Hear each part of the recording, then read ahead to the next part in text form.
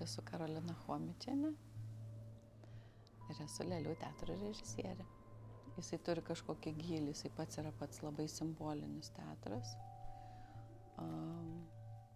Lėlė, kuri turėtų būti negyva, staiga atgyja. Gal čia yra fenomenas ir aktorius, kuris tą lėlę valdo, kuris ją, gal nevaldo ją, atgaivina ją.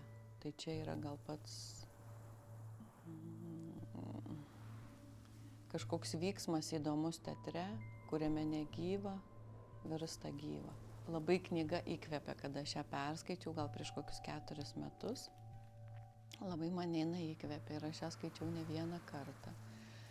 Ir kažkaip po truputį jinai pradėjo man sugrįžinėti lyg pati ir apie save priminti. Ir aš vėl sėsdavau kažkokias vietas skaityti. Kažkaip gal nelabai galvojau, skaitydama, kad aš spektaklį statysiu, bet kažkaip tas procesas rutuliojosi taip, kad man vieną dieną atėjo tiesiog sprendimas, kaip tai galėtų būti sukurta ir padaryta, ir tada aš supratau, kad aš tiesiog jį turiu daryti, tą spektaklį. Šita pati sakmė, jinai kalba apie kelionę mūsų protėvių, aisčių, kurie pradėjo savo kelionę prie Baltijos jūros prieš daug tūkstančių metų. Ir per tą kelionę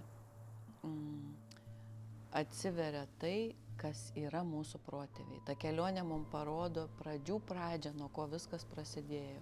Ir svarbiausia yra paminėta tai, tenai yra kalbama apie tai, kad mūsų protėviai yra tie, kurie turi dvasinės šaknis.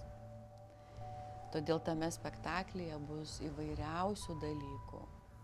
Bus ir mūšio scenų, bus ir kelionės motyvai, bus ir papasakota, kokiegi buvo tie aišiai, kas yra iš tikrųjų, kokia yra aišių visa esmė, apie ką tai.